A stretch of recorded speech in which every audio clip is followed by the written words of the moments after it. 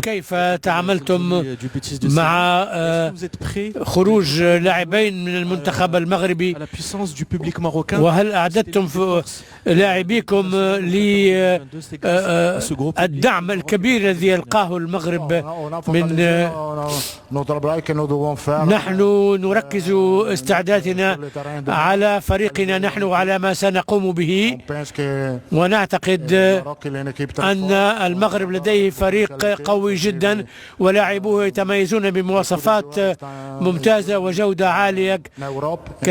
كثير من اللاعبين يلعبون في أوروبا حاليا ونحن نحترمهم كثيرا، نكن الكثير من الاحترام، وأعتقد أنها ستكون مباراة جميلة جدا غدا. الجمهور سوف نلعب بصرف النظر عن الجمهور في الملعب. سيكون هناك الكثير من البرازيليين والمغاربة، هذا ليس جديدا. Vitor Sérgio Rodrigues da TNT Esportes. Você falou sobre leão e gato.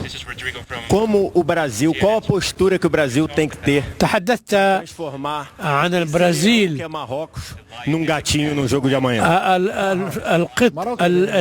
الأسد والقط، كيف يمكن أن تحول المنافس إلى تتغلب عليه؟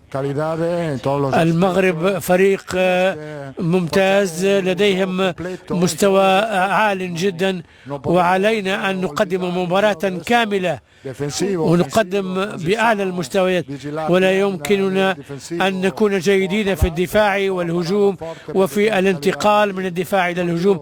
علينا أن نجيد كل هذه المهارات الكروية، أن نقدم في كرة القدم الحديثة.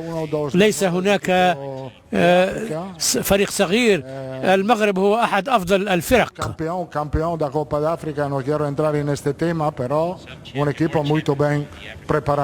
هو بطل افريقيا، ولا اريد ان ادخل في تفاصيل. راينا انه في كاس العالم للانديه كان هناك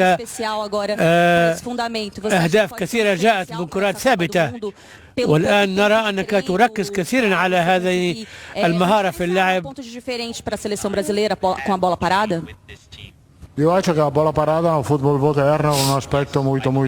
نعم، أعتقد أن اللعب والتركيز على الكرة الثابتة هو استراتيجية جيدة، لأنه من الناحية الإحصائية 30% من الأهداف تأتي من الكرة الثابتة، ولدينا لاعبون يحسنون التسديد ويلعبون بالكرات الرأسية. هذه فرصة جيدة ونحن نتدرب على ذلك بشكل كبير ونركز عليه، ونأمل أن يمكننا أن نحقق شيئا غدا.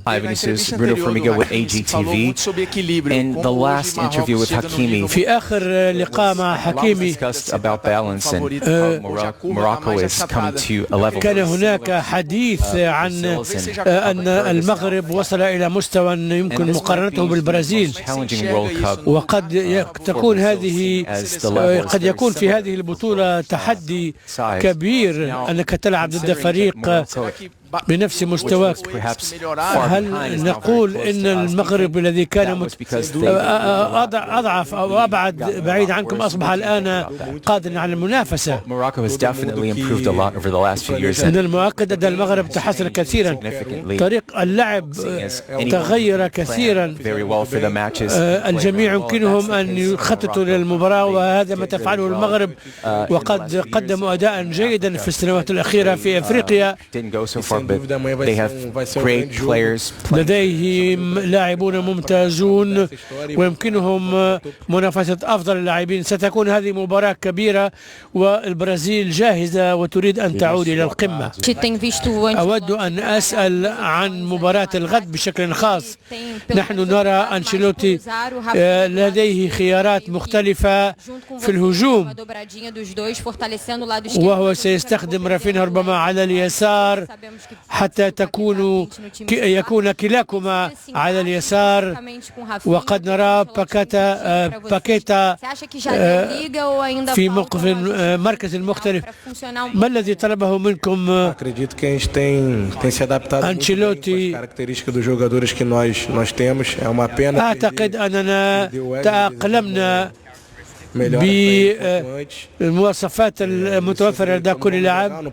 من المؤسف أننا خسرنا ويسلي، نحن نتمنى له الشفاء العاجل. لا يمكنني أن أقول الكثير لأن المغرب يمكن أن تشاهد هذا المؤتمر الصحفي وتعرف بعض أسرارنا. لم يتقرر بعد من سيبدأ في التشكيلة الأساسية، ولكننا نأمل أن يكون لنا مشوار متميز في هذه البطولة. نريد أن نلعب بتركيز كامل خلال 90 دقيقة، وستكون هناك تحدي كبير. لدينا 26 لاعبا مستعدون لدفع حياتهم من أجل البرازيل. بالنسبة لاستعدادات المنتخب المغربي ومباراتهم الأخيرة مع النرويج، ما رأيك في هذا المنتخب في السنوات الأخيرة؟ Marrocos sem dúvida é uma equipe que pode surpreender muito na Copa do Mundo, como já surpreendeu المغرب من المؤكد أنه فريق يمكنه أن يحدث مفاجآت كثيرة مثل ما فعل ذلك. لديهم لاعبون ممتازون مثل إبراهيم الذي لعبوا في ريال مدريد، ولاعبون أيضا يلعبون في دوري الأبطال. والمغرب تطورت بشكل كبير جدا، وسنقابلها غدا ونعرف ماذا ينتظرنا. O povo brasileiro, ele, claro, se acostuma a ver a seleção historicamente sendo protagonista dos jogos. الشعب البرازيلي متعودون على أن يروا المنتخب يكون أحد أبرز الفرق ويتميز بتحركاته، ولكن كرة القدم تغيرت، وريال مدريد كان لديه أسلحة قوية جدا في الهجمات المرتدة، وربما البرازيل يمكنه أن يكون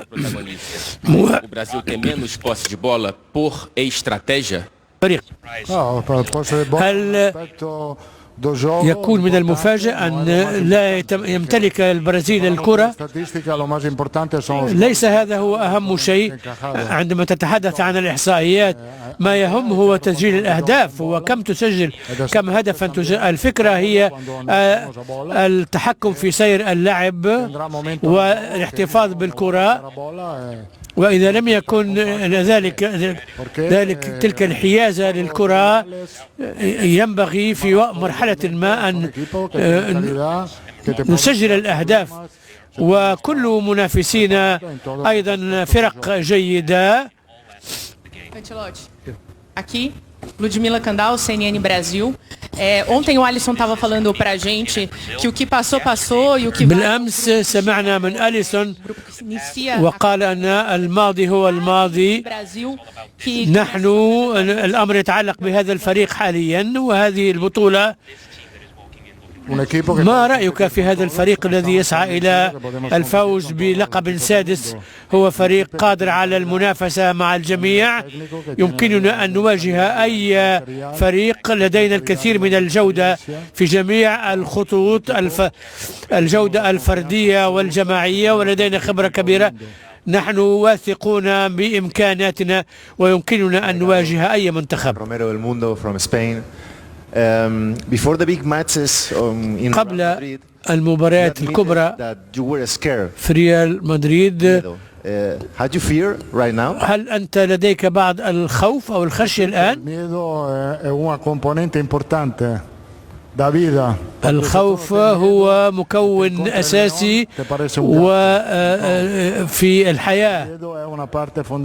الخوف هو جزء لا يتجزأ من نفسية اللعب ومواجهة المواقف الصعبة.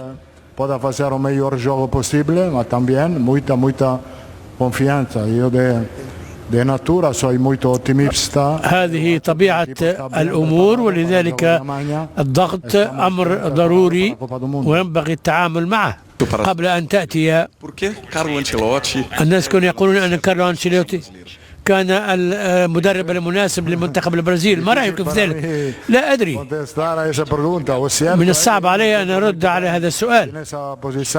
من المؤكد أنني أشعر بأني سعيد بوجودي في هذه المسؤولية، وأن تتاح لي هذه الفرصة لأمثل البرازيل، وهو بلد رائع، وآمل أن أكون قادرا على أن أحقق النجاح. In italiano va bene? Sì. Perfetto. Ok, ottimo. Ti chiedo per Telemundo Estados Unidos, Stati Uniti. Volevo chiederti per Neymar. Come sta Neymar? Non lo abbiamo visto. أردت أن أسألك عن نيمار، كيف حاله؟ In questa settimana لم نره في التدريبات خلال الأيام الماضية هذا الأسبوع. هل يمكن أن توضح ما الذي يعنيه نيمار بالنسبة للفريق بشكل عام، وليس من الناحية الكروية ولكن من الناحية خبرته، لأنه لعب العديد من المباريات مع منتخب البرازيل. il più presto possibile. Pensiamo che l'aspettativa è che recuperi, che possa rientrare nel gruppo la prossima settimana. Ma quando abbiamo chiamato نيمار يبذل جهدا كبيرا لكي يتعافى سريعا. نأمل أن يعود للتدريبات في الأسبوع القادم. ونيمار أيضا مهم للفريق لخبرته، وهو نموذج وقدوة للاعبين الشباب.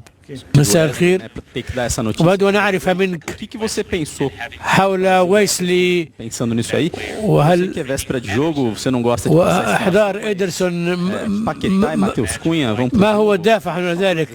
أعرف أنك لن تتحدث عن التشكيلة. هل باكيتا سيشارك؟ Domeo trabalho che è un agosto fazer perché è molto triste però إبعاد لاعب لأسباب الإصابة هذا ليس موضوعا جيدا. كان يعاني من إصابة خطيرة. و أندرسون escolher aos 26 era se chamar a 9 defesa ou a 8 e chamar 6 meios. escolhemos 9 defesa. وقد اخترنا أن نعزز دفاعنا. إذن بالنسبة لهذه الفترة أعتقد أننا لدينا ثقة من هذا القرار. إيبانياس أيضا يساعد، وإيدرسون يمكنه أن يساعد في وسط الميدان، وقد كان موسمه جيدا. كنت الأفضل في العالم، وكثيرون يتوقعون منك أن تقدم نفس الأداء. هل ستكون نجما في هذه البطولة؟ أنا لا يهمني أن أكون أفضل لاعب، أنا هنا لأساعد البرازيل لاستعادة اللقب. أنا أتحلى بتجربة أكثر مما كان لدي في كأس العالم الماضية، وأنا أريد أن أقدم بطولة كبيرة. عندما رأيتك تأتي إلى قاعة المؤتمرات رأيت أنك كنت متوترا نوعا ما. أنت مصدر فرح البرازيليين، وأعتقد أن الأمر معقد للدخول والمشاركة في مؤتمر صحفي قبل مباراة مهمة، وأنت أهم لاعب في المنتخب، وأنت نجم في ريال مدريد. تصور مدى صعوبة أن تكون هنا، وأنه أسهل لك أن تكون في الميدان. أود أن أرى تلك الابتسامة على وجهك. الجميع متوترون هنا. ما رأيك؟ ما هي الأجواء وما هي علاقتك بنيمار وغير ذلك؟ واستمر في الابتسام. ما الذي يمكنني أن أقوله حول تجربتي مع المنتخب؟ هذه أفضل أيام في حياتي. هم لاعبون ألعب معهم لسنوات مثل باكيتا وغيماريس ولاعبون آخرون هم إخوتي وأصدقائي، ونحن فخورون بأن نمثل بلدنا.